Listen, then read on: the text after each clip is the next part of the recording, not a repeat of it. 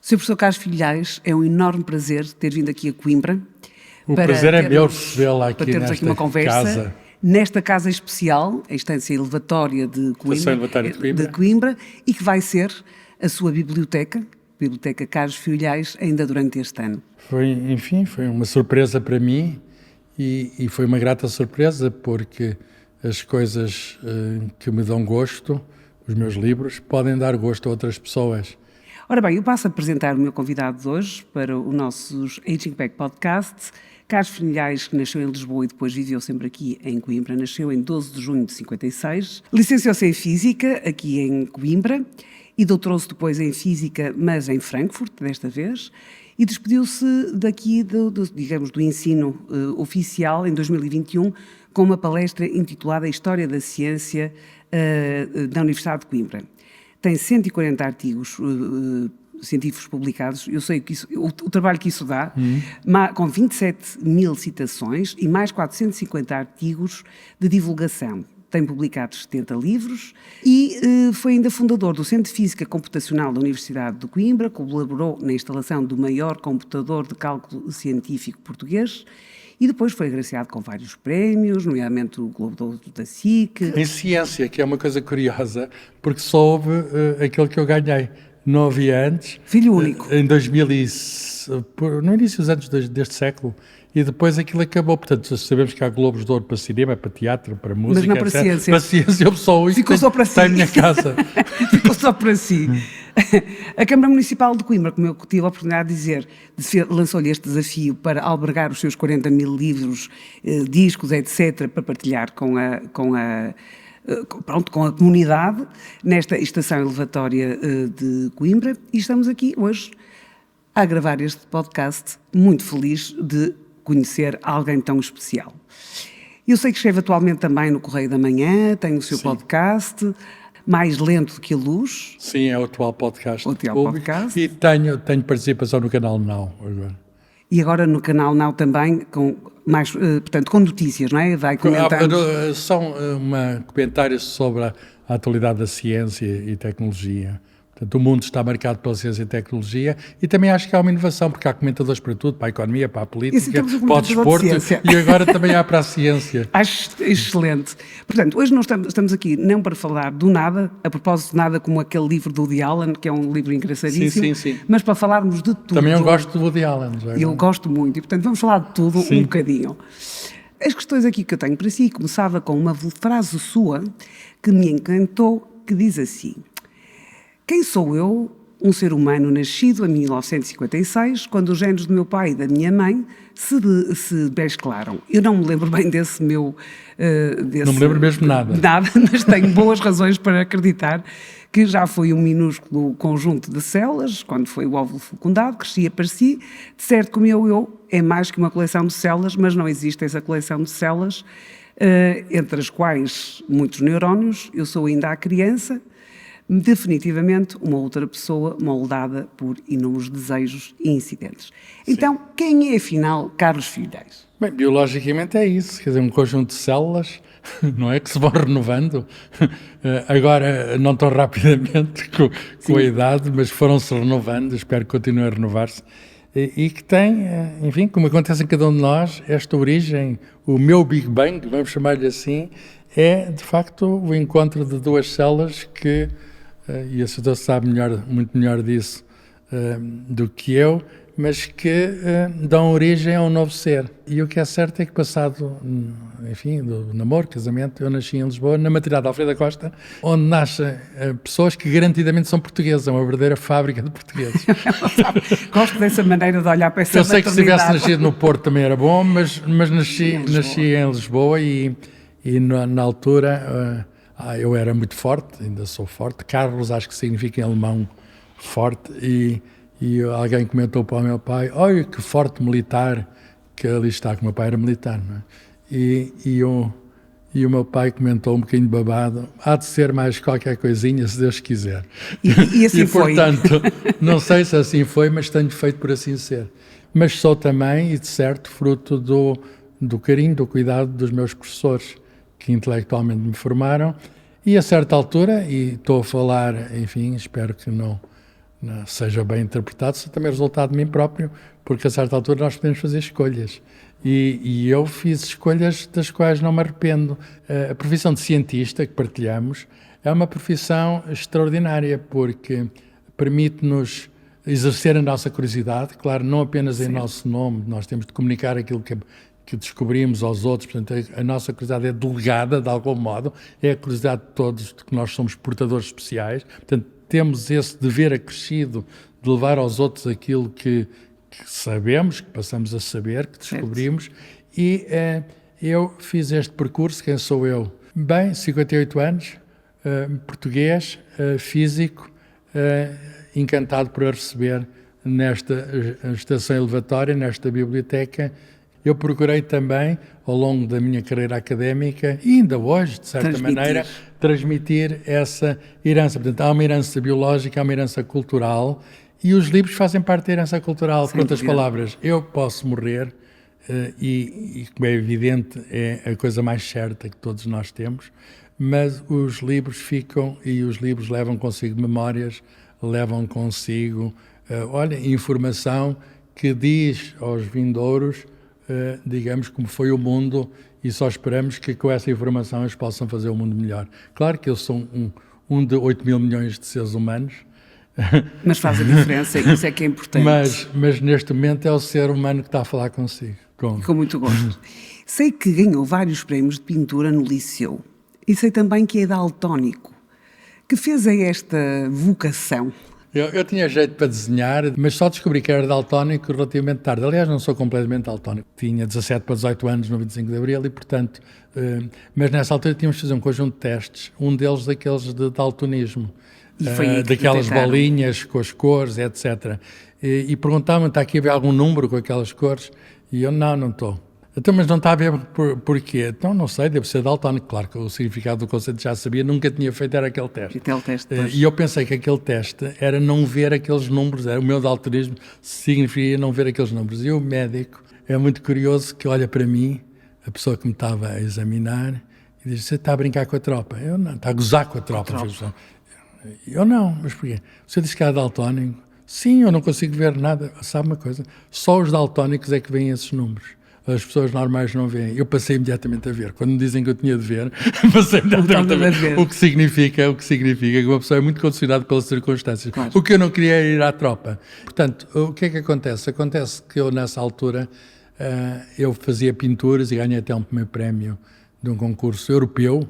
Primeiro ganhei... o concurso era da União Internacional dos Caminhos de Ferro. Ganhei em Portugal, era a temática dos Caminhos de Ferro. E depois ganhei na Suíça, a União Internacional dos Caminhos de Ferro. Eu não sei onde é que está esse quadro, ficou lá no museu na Suíça. O que é certo é que eu tinha 16 anos e já apareci logo no jornal por causa disso, e eu achei, agora brincando um bocadinho, já tinha atingido o máximo na pintura, já não podia ir mais do que aquele prémio. E, além disso, a física absorveu-me. Ora bem, nós sabemos que há muitas coisas que não são explicáveis pela ciência, sei lá, como a crença, a religião, a estética, a ética, mas podem dialogar de forma muito produtiva. Como é que podemos, e como homem de ciência, como é que imagina esse diálogo com aquilo que não é explicado pela ciência? Muito bem. É preciso ter a ideia que a ciência, de facto, é importante e de facto, ela está por todo lado nas nossas vidas. Então, a medicina é toda ela baseada na ciência, quer dizer. E a nossa vida é facilitada pelo nosso conhecimento do mundo, tudo, as comunicações, coisas que são triviais que nós fazemos, está tudo baseado não apenas na ciência, mas na ciência mais avançada, na ciência moderna, na física quântica. Por exemplo, nós estamos este ano a celebrar os 100 anos da teoria quântica na forma moderna, da forma do Heisenberg e Schrödinger, um nome alemão e outro austríaco. Portanto, a ciência, o nosso conhecimento, até do invisível, porque a teoria quântica explica o funcionamento dos eletrões dentro dos átomos, dos núcleos atómicos, das partículas. Foi isso tudo que me atraiu em jovem. Foi esses mistérios íntimos, mistérios íntimos da natureza. Foi isso, aquilo que eu não via, o que a minha mente visse. Foi isso que me levou para a física, no caso teórica. Não sou um físico. Não. Mas, pergunta muito bem, isso é um aspecto do mundo. E os outros?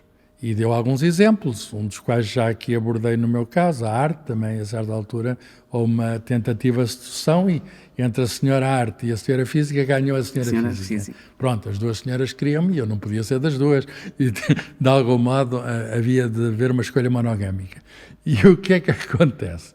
A arte e a ciência podem dialogar e devem dialogar muito mais do que aquilo que se presume. A imaginação é própria dos artistas, toda a gente percebe isto. Um poeta, um pintor, um ator, qualquer que seja a arte, tem de haver, digamos, esta capacidade de ir mais além, que é uma capacidade humana, que nós chamamos de imaginação. Tem de haver uma evasão, de algum modo, digamos, daquilo que é normal e comum. É isso que é a imaginação. Pois bem, na ciência também.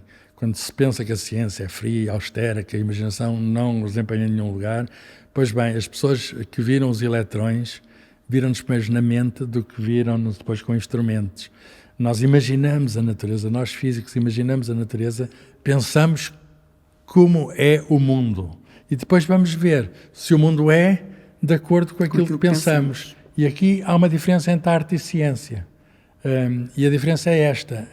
Nem todos os mundos imaginados são os mundos que se concretizam só a um mundo. E pode dizer, então os cientistas estão reduzidos a muito pouco, porque estão constrangidos pela realidade. Sim, estamos constrangidos pela realidade. Então são muito limitados? Não. E não porquê? Porque a realidade, o universo, o nosso cosmos é riquíssimo. A natureza tem uma imaginação que excede largamente a nossa. E é por isso que a ciência continua.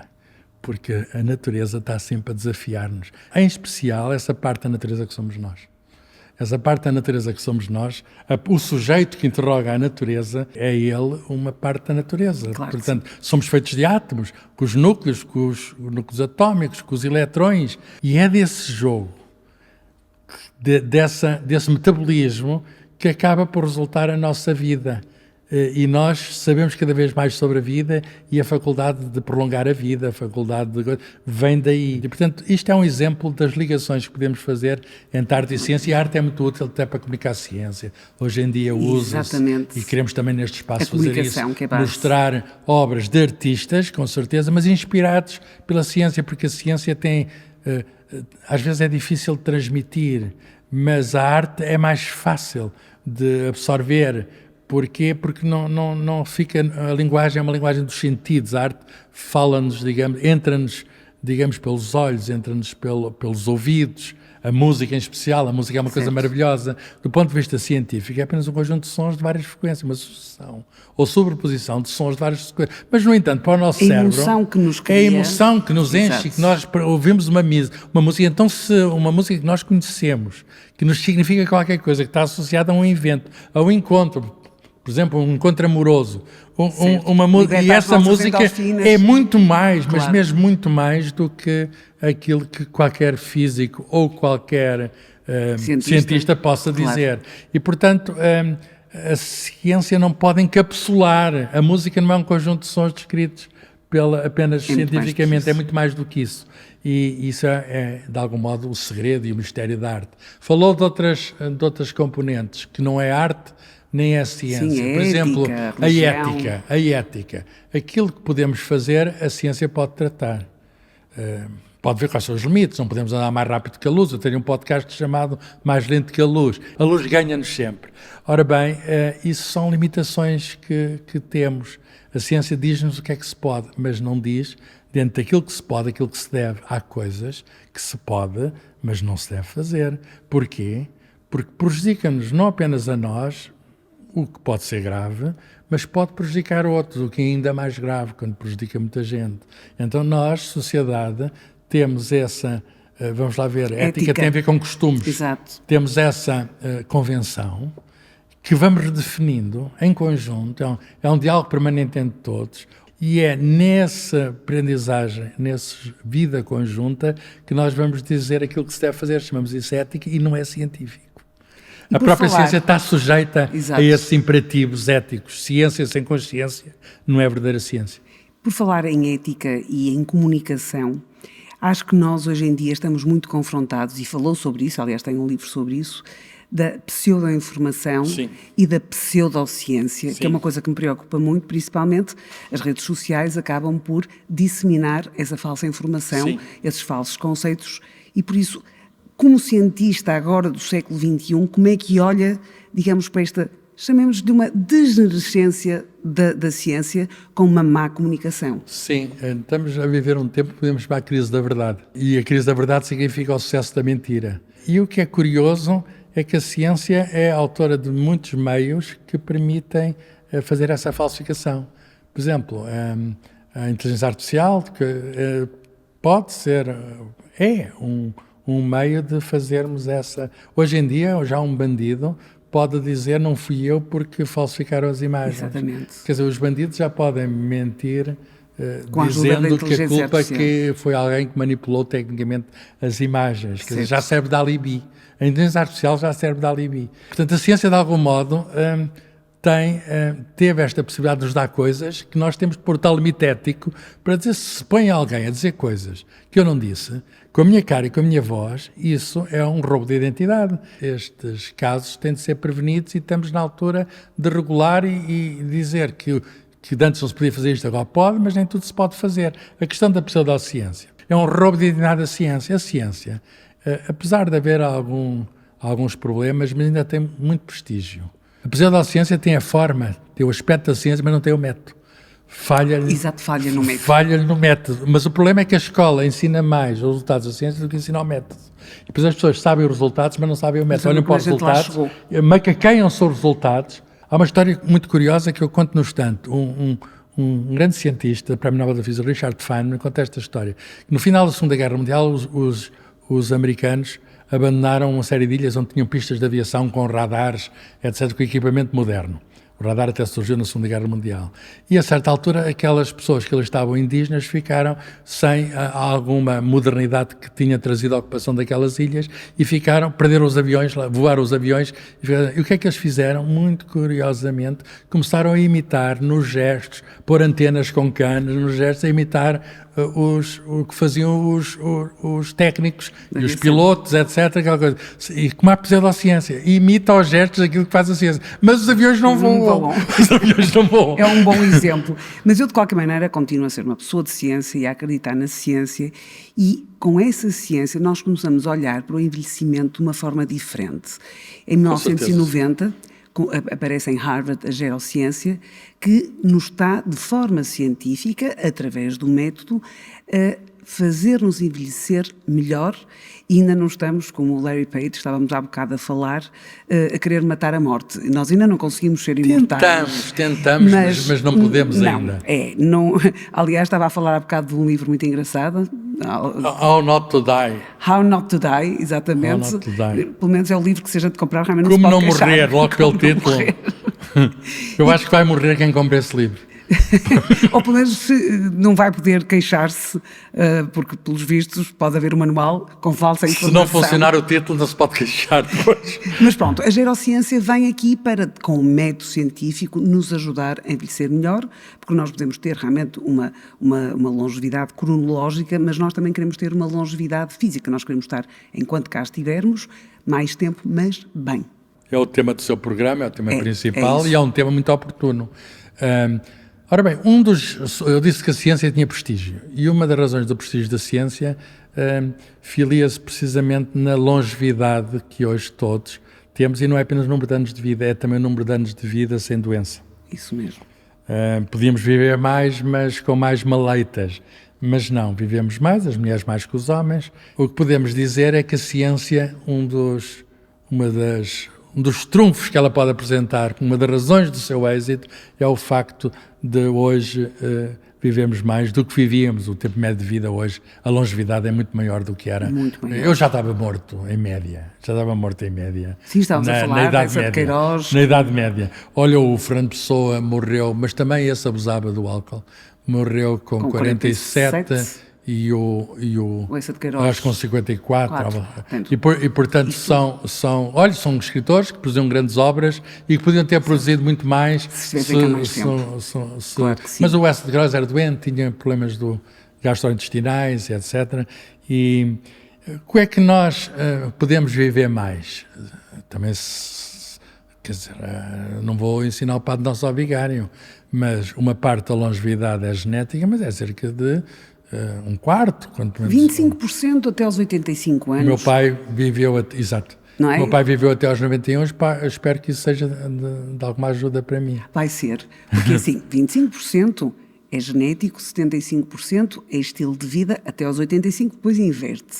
E os filhos dos centenários tendem a ser centenários, porque aí já vamos ter 75%. A genética já é muito importante a partir de certa altura. E, portanto, aí é Mas até chegarmos a essa idade provecta, temos de nós dar uma ajuda. O que significa que se não é genética, é epigenética, quer dizer, a relação com o ambiente, porque os genes podem expressar-se ou não, até pode ter bons genes, mas aquilo a certa altura, com o tratamento que nós lhe damos, quer dizer, que damos à nossa vida, claro, digamos, e toda a gente sabe quais são os fatores, a alimentação, o exercício físico, o sono, tudo isso a socialização, como disse há bocado. Quer dizer, são meios que nos podem proporcionar uma vida mais longa. As pessoas em geral sabem isto, mas muitas, mesmo sabendo, eu sei isto e tento fazer o mais possível por mim. É bom estar vivo, é das coisas, quer dizer, eu não sei como é que é estar morto e tenho muito tempo para saber. Já não queremos saber. Mas é uma coisa admirável estar vivo e, portanto, eu gosto muito de estar vivo. Costumo até brincar, dizer, se eu aparecer morto não fui eu, procurem bem o que é que pode ter acontecido. Mas faço, portanto, para prolongar os meus dias e, portanto, a alimentação, cuidado saudável, procuro exercício, vou ao ginásio, tenho eu sei que tenho um bocadinho de peso a mais, mas também, modernamente, a ciência também diz que às vezes o peso não é tudo, porque há fatores que fazem com que pessoas que, por certos padrões, seriam, mas continuam saudáveis. Eu não me queixo, praticamente não. Fui ao hospital uma vez. Mas continua muito ativo e eu acho que isso portanto, também faz parte a minha vida também há uma parte mental muito importante. Falámos da parte física, mas a parte mental, sim, não somos só um corpo, não é? Exatamente, ou antes, a mente está cá dentro. Exatamente. E a mente... tem que estar a trabalhar, tem que estar ocupada. A mente ocupada. Que tem a ver com a ciência, que tem a ver com a arte, tem a ver com a ética, tem a ver com tudo. Portanto, pensar o mundo, pensar-nos a nós próprios, a mente é reflexa, pensarmos nós próprios, ajuda-nos muito. Ter um objetivo, ter vários objetivos. Ter uma agenda, e de saber o que é para amanhã. Os cientistas têm muito esta preocupação, esta ânsia de futuro. E eu acho que esta ânsia de futuro dos cientistas, de algum modo, resulta no seu lado otimistas. Eu diria que, em média, não sei se há estudos científicos, mas são mais otimistas que estas pessoas, porque pensam que amanhã se vai descobrir mais e, portanto, que o amanhã... Aliás, diz, citação de uma frase sua, que eu achei muito interessante, é que nasceu sem retrovisor, portanto, tende exatamente a olhar para o futuro. Sim, eu não sou... tanto... O passado é importante, vimos de lá, todos vimos de lá. Sim. E é importante, essencial para aprender, mas não se pode mudar. O que significa que o que a gente pode mudar, aquilo que podemos fazer com base no nosso conhecimento de pretérito, é o futuro. E aprendendo com os nossos erros para não os exatamente, repetir. E aí, quer dizer, que erramos, não podemos voltar atrás e voltar a fazer. Mas que voltar a fazer a mesma coisa que deu mau resultado, já revela, digamos, já uma mente menos saudável. E, portanto, uma mente saudável é aquela também que olha para o futuro. Que olha para o futuro, e eu tenho muito esse exercício, penso em futuros possíveis e procuro escolher, todos temos limitações, constrangimentos, mas dentro das possibilidades que me estão abertas, procuro escolher o melhor possível e eu costumo dizer que o melhor ainda está para vir. Pode dizer, então ele tem 60 e quanto? 68. E diz que o melhor ainda está para ver. Sim, porque a vida vive-se sempre e em cada altura da vida a experiência é diferente. Porquê? Porque a experiência é diferente porque a experiência anterior é maior. Há coisas que eu fiz em jovem, em criança, primeiro em jovem, que não faria hoje, se soubesse. Mas não também, tinha saber acumulado, mas, claro. mas também tive de fazer, se calhar faz parte da aprendizagem da vida. Porquê? Porque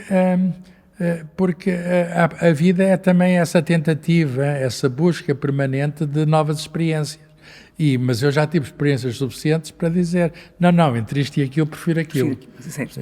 Portanto, espero viver. Outro dia, mais uns anitos, uma demógrafa, minha amiga, perguntei-lhe e disse-lhe assim, a longevidade nos homens é 78, as mulheres 82, que é importante. E portanto, eu estou dizendo, eu tenho 10. Ela disse, não, tem mais.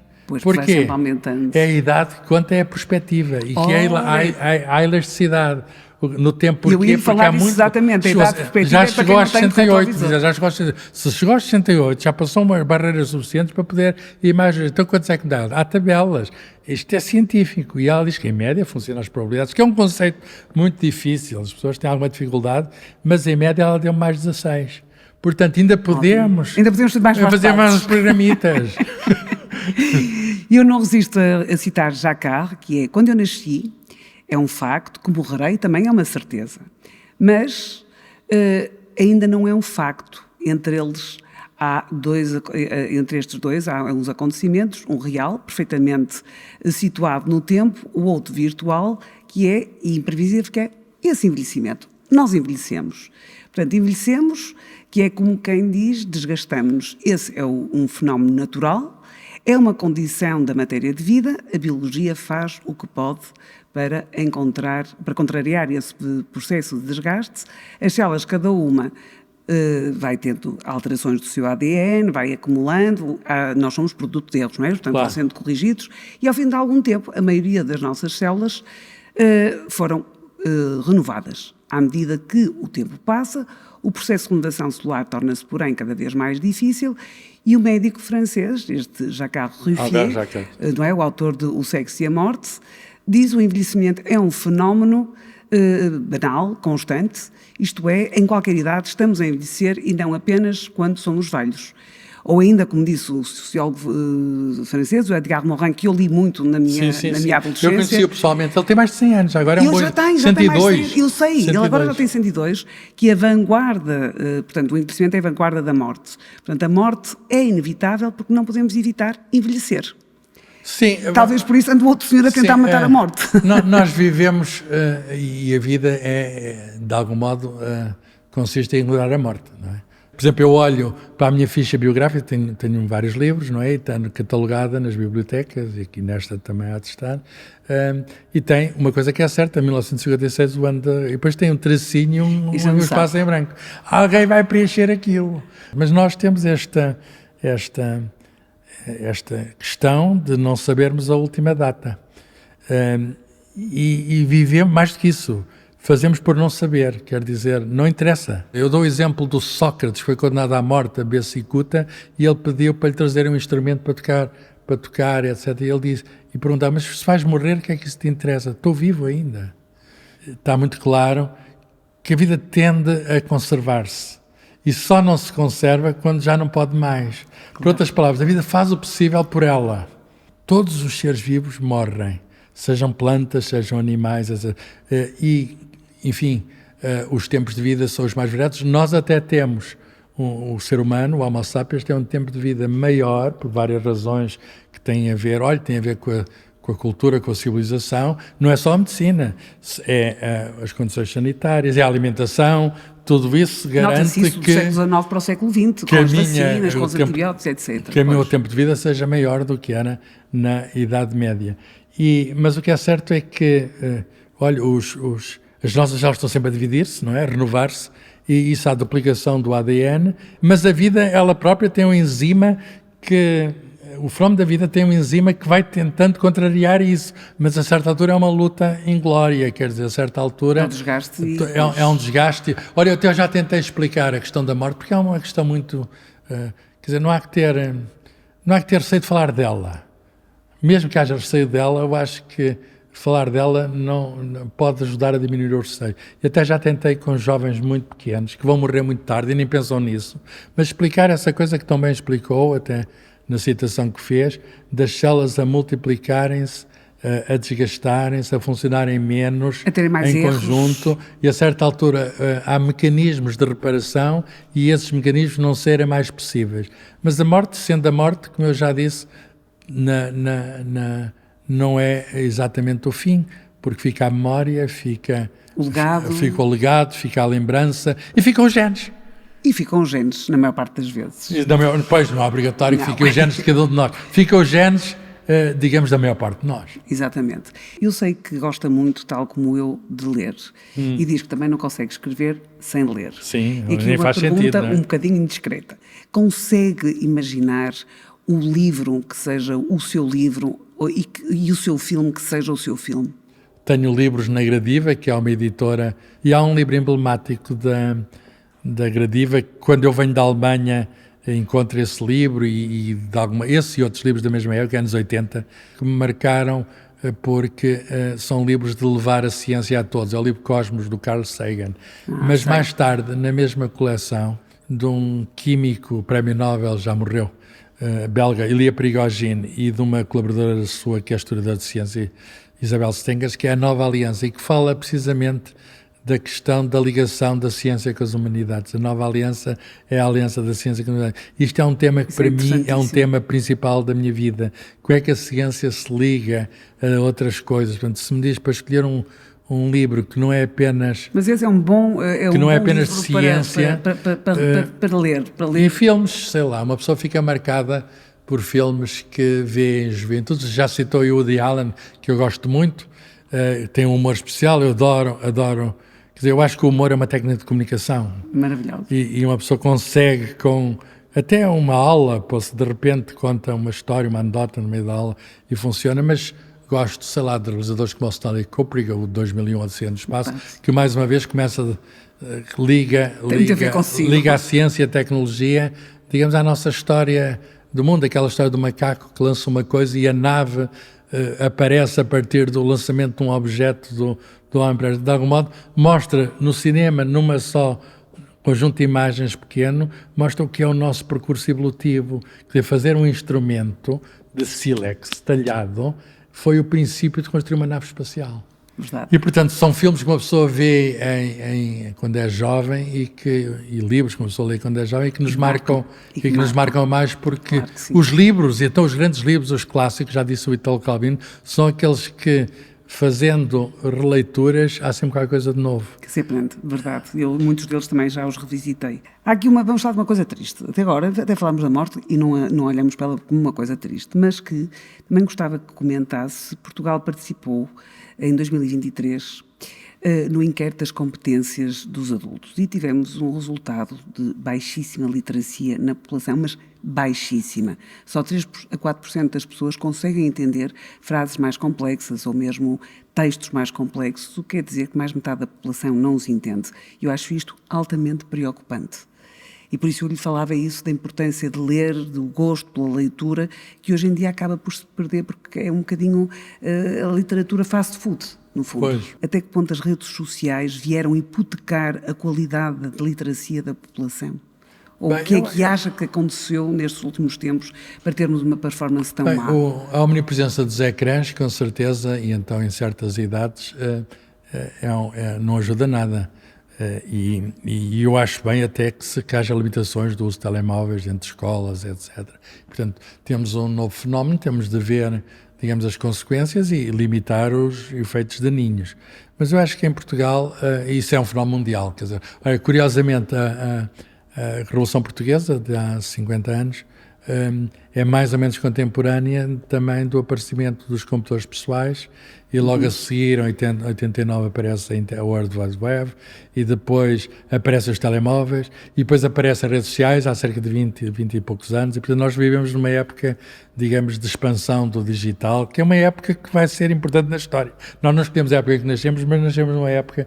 Mas Portugal, falando de nós, tem os problemas que os outros têm, com certeza, os problemas do mundo são também nossos, mas temos problemas próprios, e um grande problema é algum déficit educativo. Está a falar de ler. Ler aprende-se. Eu, por acaso, ou não sei se por acaso, talvez com a ajuda dos meus pais, aprendi a ler antes de ir para a escola. Talvez com as notícias de jornais, com os títulos de jornais. Ainda hoje adoro pegar os jornais em papel, porque foram os meus primeiros livros, os jornais em papel. Não havia muitos livros em casa, mas o meu pai trazia o jornal e eu queria decifrar o que é que lá estava, que notícias é que havia no mundo. Mas em Portugal nós temos um analfabetismo do qual ainda há marcas. No século XIX, comparado com os países e antes disso, 18, 19, países que se escolarizavam rapidamente, com a Revolução Industrial foi preciso escolarizar rapidamente, nós quase não tivemos Revolução Industrial, ou tivemos-la muito atrasada, não tivemos na altura certa. Certo. O que significa que Portugal é um exemplo. Há um livro da Gradiva, de David Lunt, sobre a riqueza e a pobreza das nações, em que dá o exemplo de Portugal, que no início do século XX é dos países mais atrasados da Europa. Porquê? Porque não havia escolas. Não havia escolas. Com certeza, há 50 anos já tinha havido, com Veiga Simão, alguma democratização do ensino. E demos um grande salto. Eu ajudei a dar esse salto no sentido em que tive estes centenas, milhares de alunos, etc.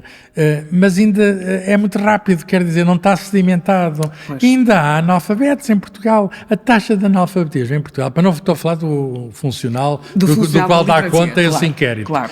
Isso existe, infelizmente, e às vezes até em sítios onde não devia existir, mas a taxa de analfabetismo real, puro e duro, de adultos que não sabem ler, em Portugal é superior ainda à maior parte dos países da Europa. O que significa que nós temos ainda as marcas do passado. Porquê? Porque é uma questão geracional, não é numa, 2 ou 3 gerações, e depois demos um salto muito rápido. Quer dizer, foi um bom salto. Fizemos o que tínhamos de fazer, mas há coisas que ainda estamos a dever a nós próprios.